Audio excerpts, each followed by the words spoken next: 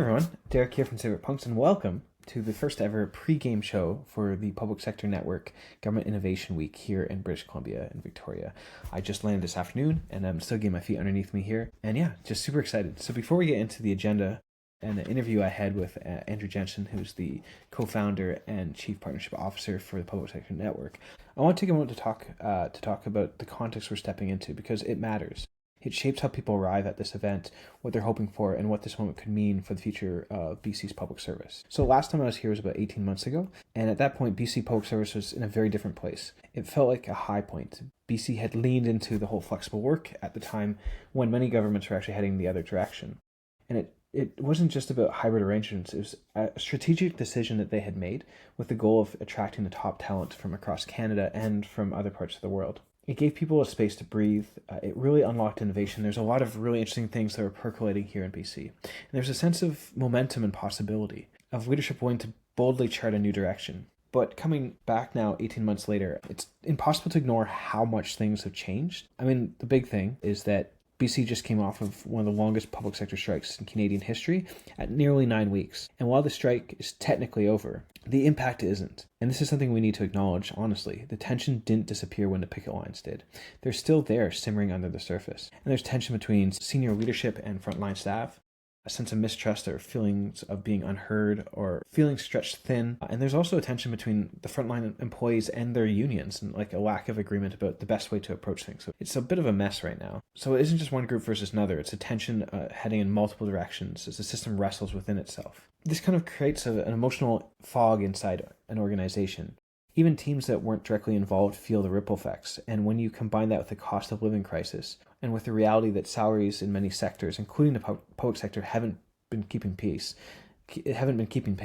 you get a workforce that's tired, frustrated, and kind of on the edge of things. And then you layer on the cuts. Like every jurisdiction in Canada, BC is facing some serious fiscal pressures. That means shrinking teams, shrinking budgets, more pressure to deliver the same services, or even more with fewer people. It means uncertainty about roles and priorities. Perhaps the hardest part about this is people who should be working together as one public service are in some cases competing with each other for jobs, competing with colleagues, meeting with friends. It's never an easy experience, and it really affects trust, affects culture, and it affects morale in a way that don't show up in your org charts. The other piece about this is technology. I mean, there's all these new technologies that are coming in. I mean, chief among them, of course, is AI. Part of, I think, what's happening is that there's this expectation that AI is going to help fill the gap. It's going to be what enables the public service to do more with less.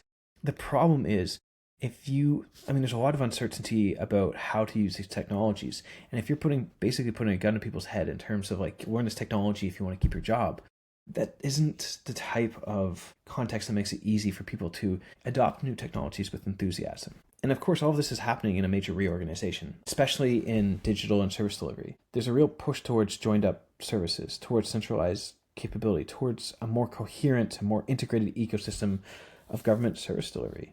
It's a really interesting move, and one that I'm quite curious to see how it plays out. I think it has a lot of potential, particularly when you look at the fragmented nature of how digital service delivery has been happening so far. But there's also some risks with it as well. And I think the biggest thing is that there's a lack of clarity of what this actually means. So it's been announced, but what does this mean? And there's a lot of senior leaders who are going to be speaking at this event who are sort of at the front end of these changes. And so I think a lot of people are going to look towards these leaders for direction of like, what does this actually mean?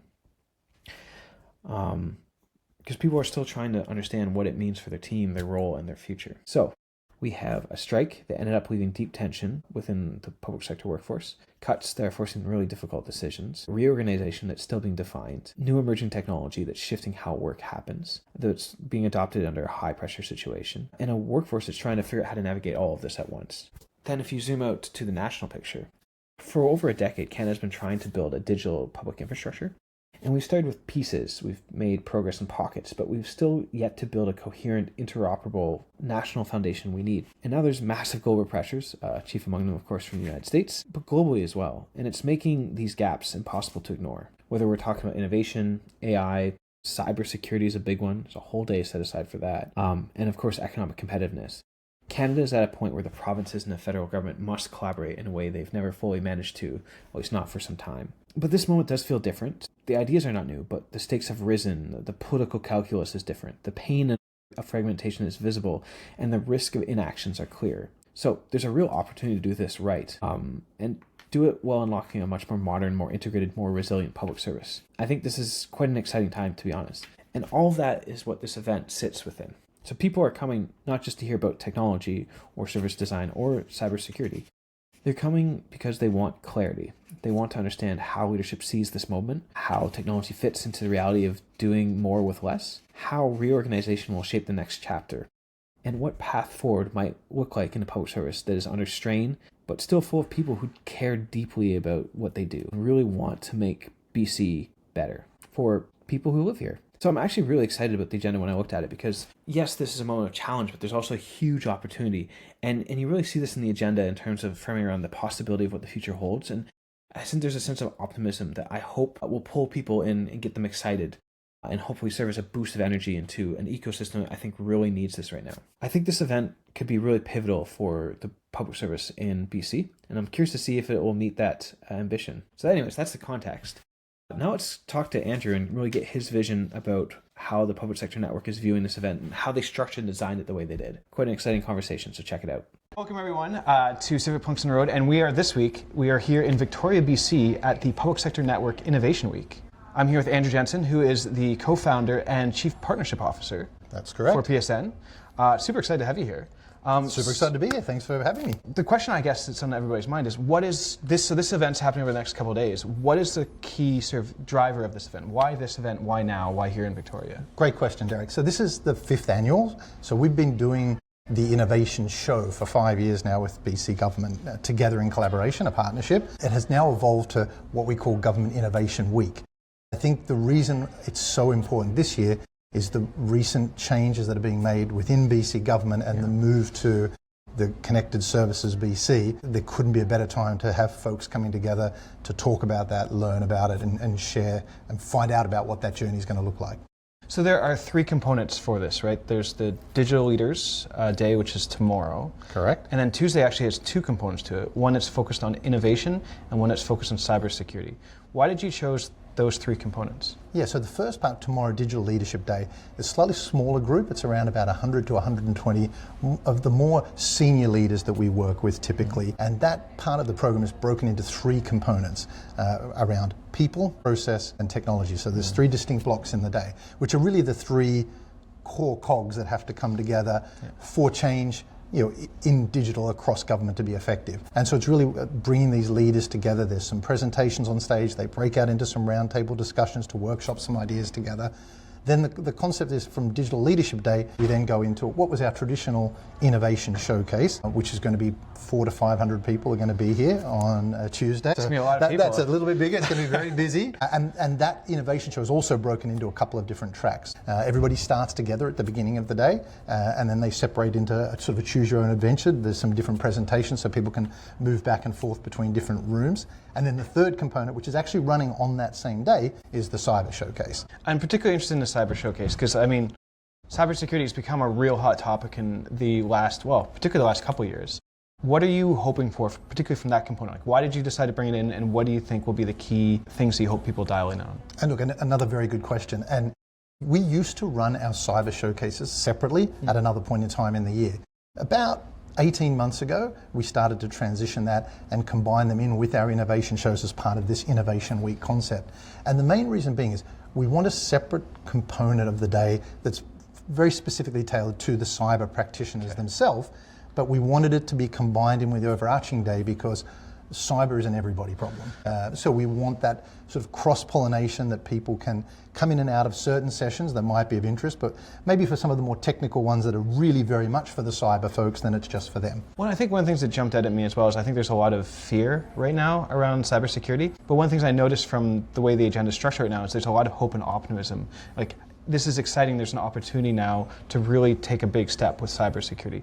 What made you choose to take that angle, that approach with it? I think because there is, and I think one of the presentations I'm going to be most interested to hear in the cyber program is Michael Harvey, the Information and Privacy Commissioner, because he's talking about the importance of public trust. And that's public trust as it comes to cyber, but particularly in this new world where artificial intelligence is playing such a pivotal piece. And I think what I've been hearing in some of the round tables that I've been involved in and traveling around, not just Canada, but also the US as well, that there's that strong interconnection between anything that's going to happen with AI has to have that interconnection with the cyber element that goes with it, and to make sure that there's that responsible use of AI.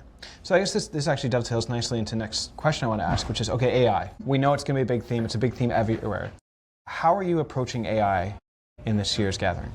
Yes, another fantastic question. We at one point in time, I think it was towards the back end of last year, we actually had an AI track. What we found in the first couple of events that we had, everybody was going to the AI track and not the other tracks. But as we know, AI touches everything.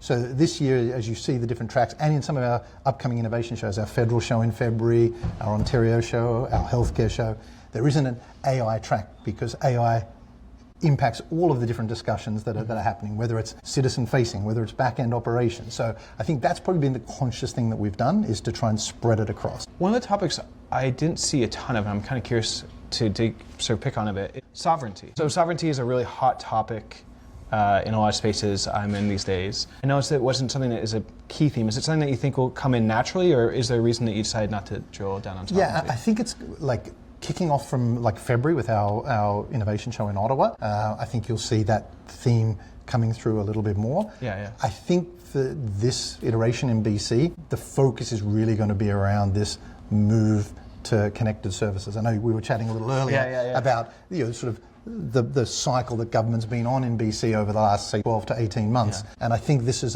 after maybe a sort of a dip in the cycle, this is like a chance now for people to be sort of re-energized around this new initiative. So that's why we're, I think, particularly excited for the next couple of days to really sort of also support the key leaders that we've got coming from BC government. And I think you probably saw that as you were talking about the agenda earlier. There's a lot of components that are talking about that connected services journey and what it's going to look like between now and the goals of 2030. So let's drill down into the days more specifically. Are there particular talks that you're especially interested in and are excited about? Yeah, so I think there's two that I think will jump out at me right away.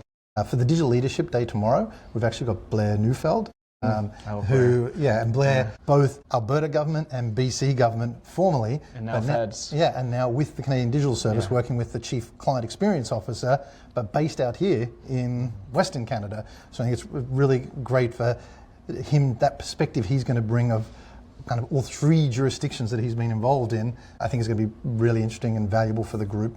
And then to share the work that's coming from a federal perspective that can hopefully maybe help guide or support the provincial folks as well. And then I think I've obviously mentioned Michael Harvey on the cyber one. If I had to drill in on one from the main innovation showcase, it's probably Shannon Salter as the head of the BC Public Service, and she's going to be sort of in her keynote sort of early on in the day on the main stage with everybody in the room. She's going to be again talking more to that journey and the journey to the Connected Services BC. I mean, it's only just been announced. It's still early days, so this is quite timely for that, for her to be there in front of this broader group, and that was our goal, to help bring that together. Well, I think what a lot of people are going to be interested in is the BC is going through this massive reorg restructuring, and she's very much the head of that. So what does that look like? What does that mean for all the different parts of the government of BC and beyond? I think it's going to be something that a lot of people are going to be excited to see about. The one that I know jumped out at me is on the second day, the woman from the government of Alberta. This whole idea of anticipatory services, I think, is really interesting. Christina Denson, thank you. Really interested to see that conversation, because I think we were talking about government 1.0, 2.0, 3.0, 4.0. For me, that is sort of the very front edge of where we need to go next, and I'm really curious to see what she has to say about that. Yeah, and I think we keep saying we were chatting about it earlier, but that I think you were saying that anticipatory services. What is that going to look like? Where are different teams, departments, and this is something we're working on Public Sector Network in our events sort of globally and our communities globally, is where are people on that journey? Are they even at Gov 2.0? If they are, how are they getting to 3.0 and beyond? Yeah. And how can we help support that? Well, and I think also having that North Star to inspire us. Like, where do we need to go? What's the future look like? Because then we can start to work towards that future. Yeah, absolutely. I think it's really exciting. So I guess to wrap things up, why should people come to this? What do you think will be success for this? What do you hope people get out of it? Yeah, absolutely. For me, and I've said this always to my teams and my leadership teams and our other groups, sort of throughout my career, that first of all, anytime you go to any kind of event, training, learning opportunity, the first thing I hope is everyone takes away one action item. That could be to follow up with a new connection they made, to collaborate more together. It could be an idea to take back to their team that they learned from somebody else. Or it could be just as simple as something new that they weren't sure about that they now have clarity on. So I think it's always about those takeaways. You don't, and some people will go away with a lot more than that or multiple versions of that. Yeah. But I always say, at least always zone in on what's my one key thing from the day. And in terms of what does success look like to me, it's pretty simple really. And for me, it's the feedback that we get, both what I hear from people on the day who come up to me and tell me it was so great, I met this person, or I didn't understand this before and I learned that now. So, sort of going to those three pillars that I just said. Yeah. And then in our post-evaluation surveys as well, the feedback we get on what were, like, it's really the word of the people. Like, you know, what do they tell us? What did they get out of it? Yeah. And it helps us then, and we get a lot of learnings from that too, what we need to shape better for next time and for things that we're going to do next year. With this event again at the end of the year, but throughout the year, how can we support that as well? Well, I look forward to checking in with you at the end of this event and see what has jumped out at you from the. And I'll be wandering around and talking to people all throughout and creating lots more of these videos as I do with Civic Punk. So, Andrew, thank you so much for this opportunity. Thanks, Derek. Thanks for having me on.